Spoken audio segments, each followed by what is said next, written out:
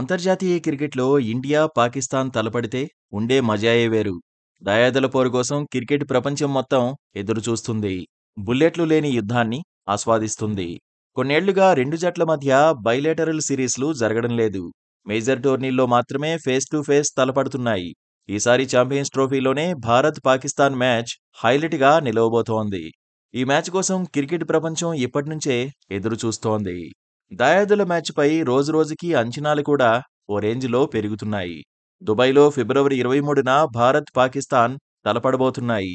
ఈ మ్యాచ్‌లో భారత స్టార్ ప్లేయర్ విరాట్ కోహ్లీ కీలకం అవుతాడనే అంచనాలు ఉన్నాయి. అయితే ప్రస్తుతం విరాట్ ఫామ్‌లో లేడు. అంచనాలకు తగినట్టుగా రాణించలేకపోతున్నాడు. న్యూజిలాండ్‌తో టెస్ట్ సిరీస్‌లో విఫలమయ్యాడు. బోర్డర్ గవాస్కర్ ట్రోఫీలోనూ రేంజ్‌కు తగినట్టుగా ఆడలేకపోయాడు. పెర్త్‌లో సెంచరీ కొట్టినా ఆ తర్వాత విరాట్ బ్యాట్ సైలెంట్ అయిపోయింది. దీంతో ఛాంపియన్స్ ట్రోఫీలో అయినా కోహ్లీ టచ్‌లోకి రావాలని ఫ్యాన్స్ కోరుకుంటున్నారు.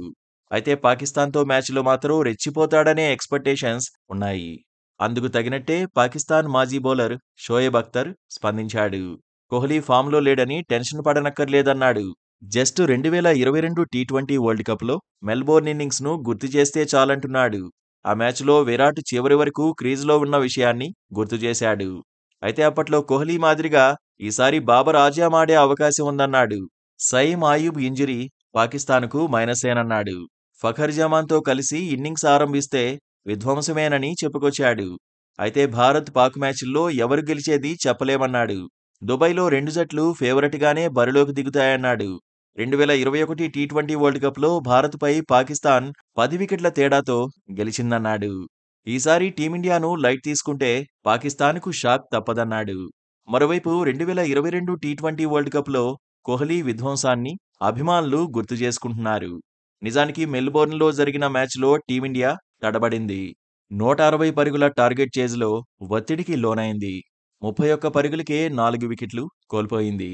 ఈ దశలో విరాట్ కోహ్లీ విశ్వరూపం చూపించాడు. బ్యాట్‌తో పంజా విసిరాడు. ఓ ఎండ్లో వికెట్లు పడినా తను మాత్రం చివరి వరకు క్రీజ్‌లో ఉన్నాడు. సహచరుల్లో స్ఫూర్తి నింపాడు. ఉత్కంఠ రేపిన పోరులో ఆఖరి బంతికి టీమిండియానే గెలిచింది.